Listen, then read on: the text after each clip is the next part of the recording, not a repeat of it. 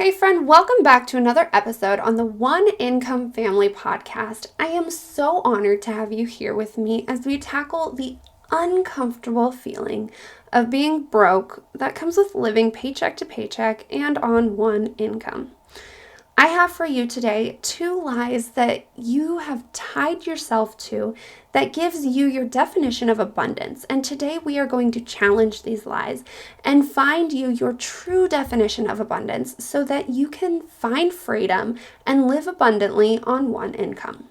So go grab that load of laundry and, maybe even a pen and paper this time because it's going to get really juicy and you might want to take some notes. So with that being said, let's get started.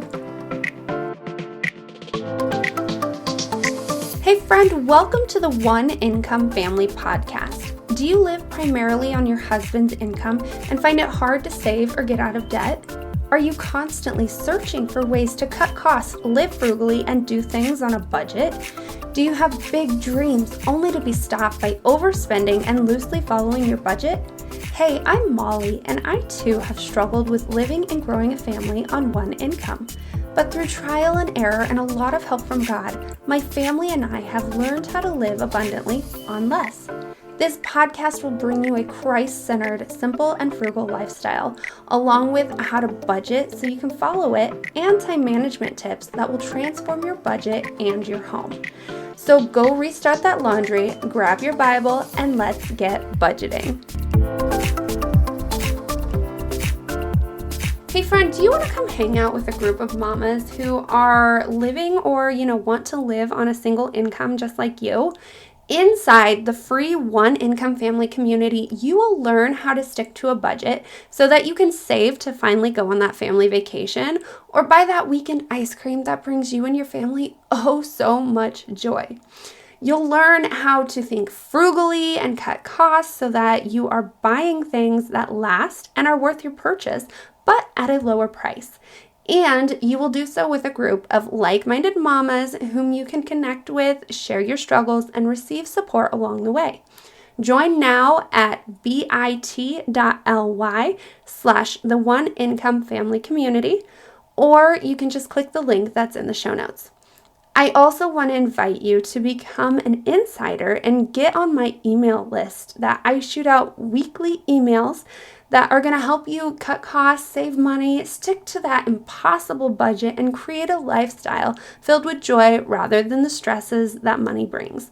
And that link will also be in the show notes. So if this just sounds like something that you want, if you want community to help you have the support you need to get you through your struggles, and if you want to become an insider and get more detailed information, definitely go to the show notes and join the community and the email list. All right, so with that being said, let's jump into today's training. So the first lie that I want to talk about is the comparison lie, which I'm sure you are all too familiar with, and it can be somewhat of a touchy subject, or maybe it's something you've never thought about before.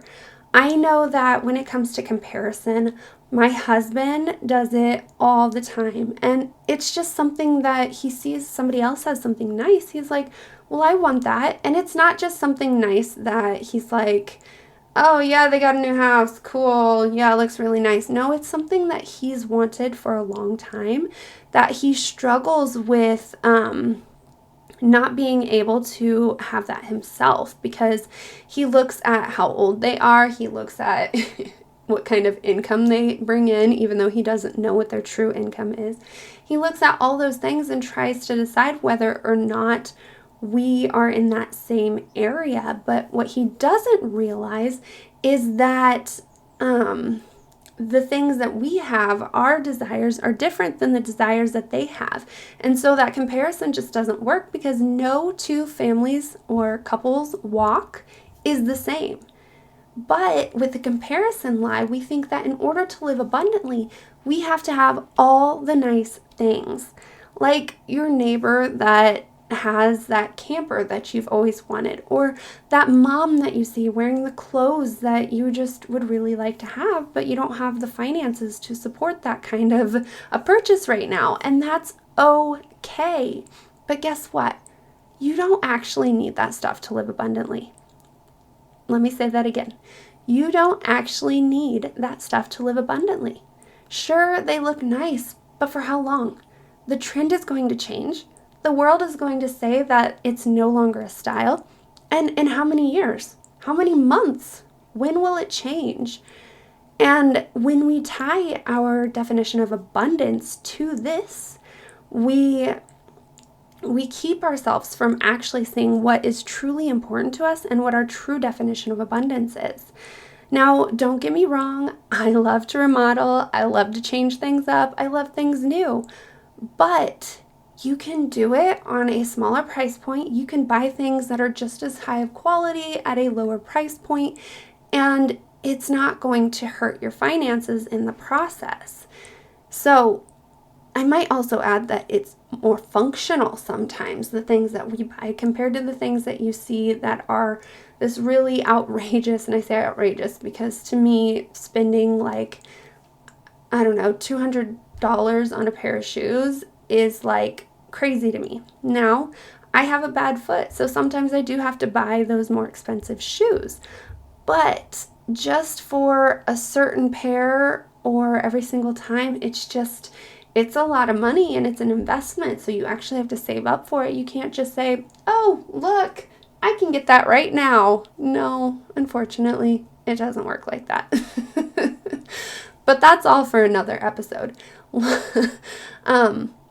So one thing I want you to do is I want you to stop looking at what other people are doing and think that you aren't living a joyful life because someone else's definition of abundance is different than yours. Like I said earlier, your walk is not the same as that person on the other side of the social media account or on the other side of the driveway. And you cannot compare the things that you have with the things that they have because it's not going to be the same. The things that you can afford are going to be different than the things that they can afford. And not necessarily because of budget, but because of priority and what's important to you. Like I was saying in the previous episodes, your budget shows you the things that are important to you, your priorities, your desires as a family. And your priorities and desires as a family are not going to be the same as your friends or your neighbors or even your mom and dad. It's going to be totally different. And you have to be okay with that. So when you try to compare yourself to these other people, it's just not going to work. No two people are the same, no matter what walk or what location in the walk that you are in. It's not going to be the same. And then you have areas. You have time differences. So like if you look at your parents and you say, well, my parents had this by then, they were in a different time period. So it was different then than it is now, and things are not going to be the same. Yes, you can learn from them and you can make choices based on what you know is going to work and not going to work because of what they learned. But again, it's a different era and it's a different time, and you don't know if it's actually going to be the same or not. So try your hardest to stop looking at this.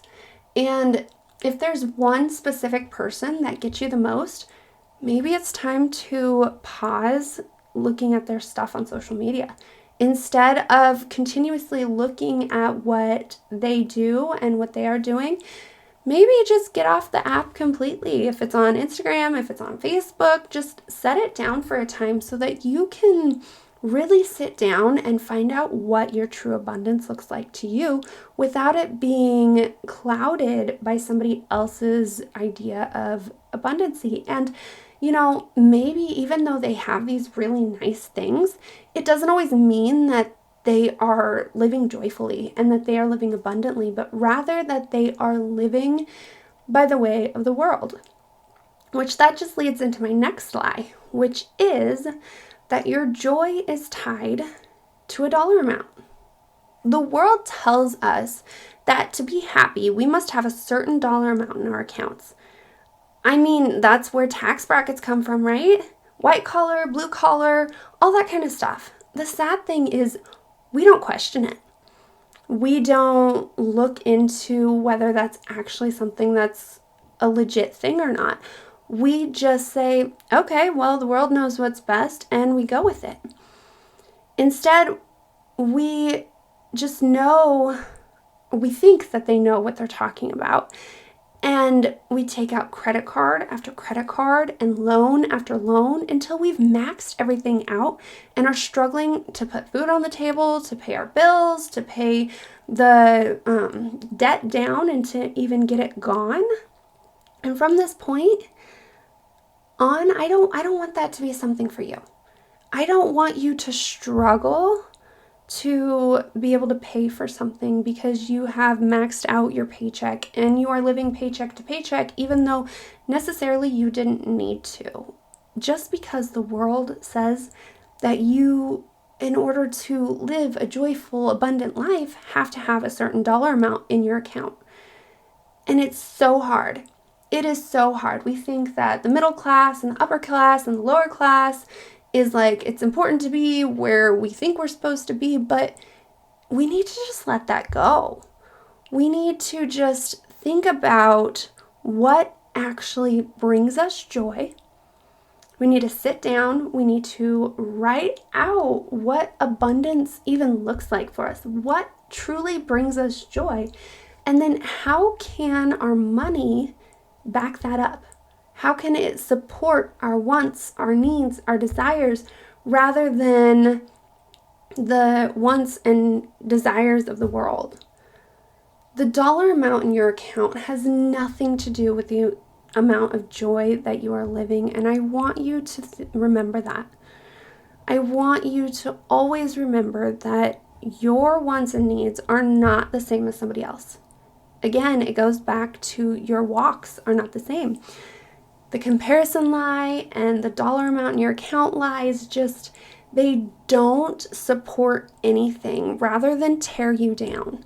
They take that little bit of maybe joy that you found when you went and got something, and maybe it was ice cream.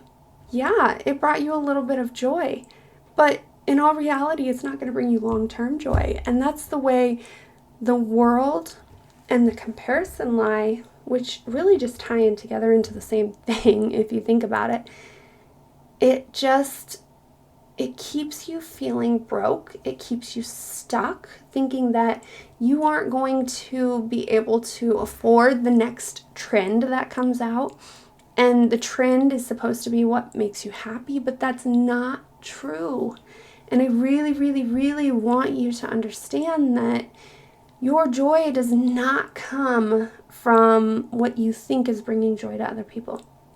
Your joy is not tied to the dollar amount in your account. All that your money does for you is brings you the ability to support your wants and needs as a family. It's a tool. It's not a form of happiness. And with the comparison lie and the dollar amount lie by the world, we think that if we don't have a certain amount of money that we are not going to be able to be happy. If we are in the poor community, we can't live a happy life. But there are people in the upper class that aren't happy either. So it doesn't matter how much money you actually have. That is why it is so important for you to write down what abundant looks like for you. I know that for me, when I think about abundance, I think about being able to spend time with my family. I love to just sit down and spend time. I don't care where I'm at. I don't care if I go out and do things. I don't care if I stay home. Abundance to me just looks like playing board games with my family, going to the park, going swimming, going camping, and all of those things, they can cost money. All of those things cannot cost money too. It's a matter of mindset and how you think about it and how you look at it and whether it's going to actually get you to that abundance. My mind kind of went down a rabbit hole there. But I really want you guys to live abundantly. And you cannot do that unless you know what that means. Does that mean going on vacation? Well, you can go on a cheap vacation. You can go on an expensive vacation. You can go on a vacation that doesn't cost anything hardly at all. It's a matter of how much effort you want to put into it and how much money you want to put into it. There's so many different ranges, and it doesn't mean that one or the other is going to mean more or less. It just means that you have to decide what it is that you want. You have to figure out how much your budget can afford. And when I say budget, you guys, this is kind of a tangent. Something happened this weekend that made me really want to emphasize this. When you talk about your budget, it is not attached to the dollar amount in your account. Yes, there is an amount. Yes, there is a limit. But when you say that something isn't in the budget, it does not mean that you don't have the money. It does not mean that you are poor. It does not mean that you can't go do it at all. It just means that you have either used up the funds that you've already budgeted for that time, or you have other priorities that you don't want to spend that money on. And if somebody else tries to tell you that that's not the case, that by saying you don't have it's not in the budget means that you don't have the money, that's not the case, okay? So like I said, that's a little bit of a tangent. Something happened this weekend that really made me want to make sure that you understood that as well, because that can also tie into the comparison lie, that feeling of feeling broke. And maybe you're telling yourself that. Maybe you're telling yourself,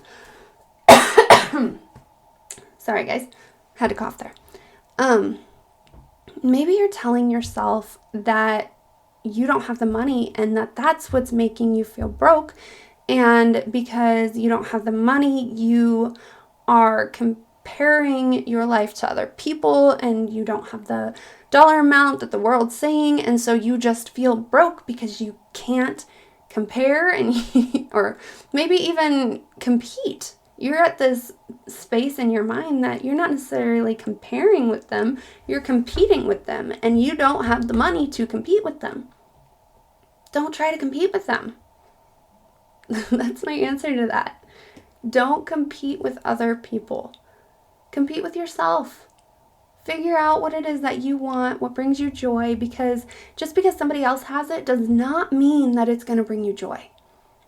Just because somebody says that it's a trend and it's a thing that's going on and they think that it's going to bring them joy does not mean that it's going to bring you joy. That's what an influencer is supposed to do. It's supposed to influence your decision. Don't let that happen. Buy it because you want it, not because somebody told you you need to have it to have a happy life or something like that. I couldn't exactly tell you what they say because I kind of avoid that stuff, but it's the same thing. Okay, so before I go down another rabbit hole, let's just wrap up what it is that we talked about today. We talked about the comparison lie and how we should stop looking at what other people are doing and stop competing with other people and just try to figure out what our true definition of abundancy means for us and our family. So maybe that means putting down social media for a week so that you can clear your brain and stop being bombarded by all this stuff that you just normally would compare your life to. Put it down for a week. Give yourself a break and let yourself just have the freedom to really think about what brings you joy, not what somebody else thinks should bring you joy. The second thing we talked about is that your joy is not tied to the dollar amount in your account. Even though the world tells us that we need to have a certain amount to live a joyful life or to be able to afford living, yeah, there's sometimes are certain things that like there's a limit that you can't live on. Otherwise things are really tight and really uncomfortable, and sometimes it's even below like your needs, and you don't want to live that way. But when it comes to extra things that we want and extra things that we need, the world says we have to have a certain amount, and without that amount we can't be happy, and that is not true. Again, put down the phone, shut off the TV, give yourself a week of a detox, and just allow yourself and your family to figure out what really brings you guys joy. What do you like to do together as a family? And then allow that definition to morph your budget into what it is that is actually going to bring you guys joy. And you can use your money to live your abundant life on your own walk without comparing to somebody else. So that the next time when you see somebody with maybe a new camper, you aren't sitting there with envy and jealousy in your heart. Instead, you're like, oh yeah, good for you, cool, you're reaching your goals, and we've got our own goals over here that we are trying to reach, and this is a goal that maybe we've just finally achieved, and you share it with the world yourself, or your friends, or your family. That's what you want to do. Give yourself time to detox, and stop letting the world and social media like cloud your judgment and form your judgment. Find out what it is that you want to do yourself. And then when you figured out what your true definition of abundancy is for you and your family, come over and share it in the free Facebook group, my community that I've created for you guys, so that you can learn how to think frugally and cut costs, but also, more importantly, so that you can connect and share your struggles and receive support along the way, so that you're not trying to do it yourself. Because when you're trying to do it yourself, it's so much easier for the world to cloud our judgment. It's so much easier for the comparison to dig in and really grab hold of us. But if we have support, if we have those others around us, then we can really dig into them and have them share with us maybe ways that they've fought through it, or just, just being around other people that are feeling the same way. I know that helps me out a lot. So that's why I've created this group, so that you can come and share your struggles and your wins and all of that kind of stuff. Come over to bit.ly/the1income family, or just go check it out. The link is in the show notes. But I also, before I hop off, I want to invite you to become an insider and get on my email list. I shoot out weekly emails that are going to help you cut costs, save money, stick to that impossible budget, and create a lifestyle filled with joy rather than the stresses that money brings. You can sign up also in the show notes. I'll put that link in the show notes. So definitely come over into the Facebook group so that you can get that support, and then sign up to become an insider. All links in the show notes. Hey friend, I hope you enjoyed today's episode, and I pray that it inspired you into action. If so, would you take 30 seconds and share it with that friend who also lives on one income and wants to learn how to live abundantly on less? Also, please leave a quick review for the show. It lights me up to know this podcast is helping you, and it helps get the show out there to other mamas in need. All right, well, it's time to go play with the babies, so I will meet you back here on Tuesday for another episode. Peace and chicken grease, mama.